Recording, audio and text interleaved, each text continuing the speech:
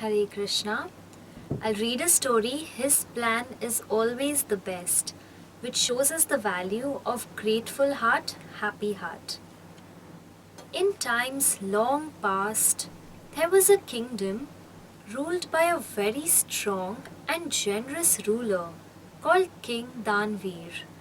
He had a wise minister by the name of Buddhimanta, who was patient and devoted to God.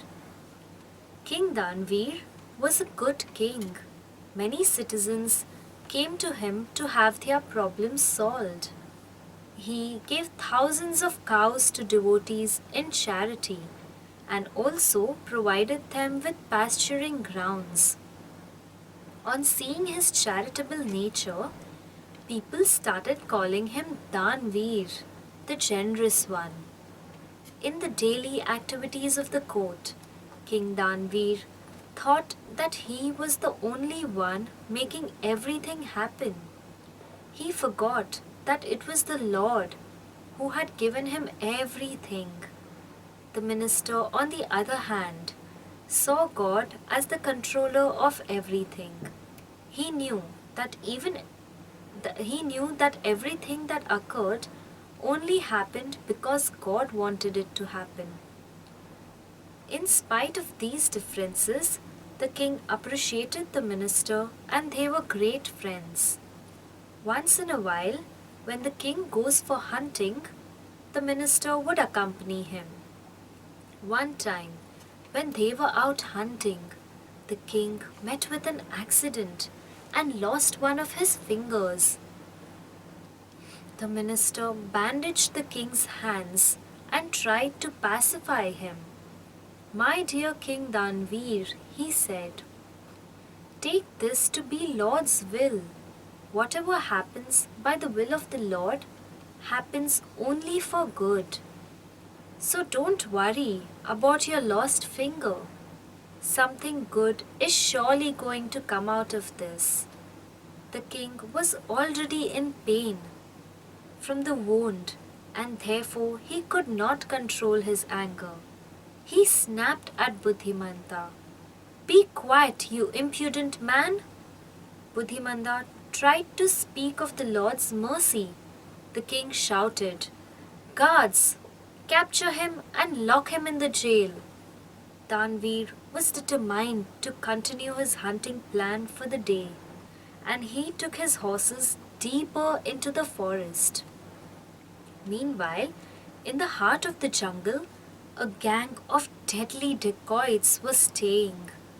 They wanted to kill a man and offer him as a sacrifice to their goddess. Thus, they captured Danveer, tied him up with thick ropes, and dragged him to the place of sacrifice. Just at that horrible moment, when the sword was about to cut the neck of the king, one of the dacoits noticed something unusual about the king. Suddenly, the leader shouted loudly, "Hey, this man is not complete. He has one finger missing. He can't be sacrificed. We cannot offer an incomplete human to our goddess. She will not be pleased with us." Disappointed, the dacoits let Danveer go. The king immediately left for his kingdom, all the while remembering his minister's wise words. Straightway, he headed to the jail and released Buddhimanta. He asked his minister to forgive him.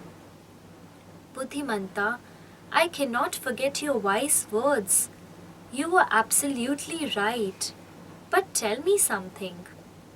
If, as you say, everything happens due to the mercy of Lord, then why did the Lord allow you to be put in jail?"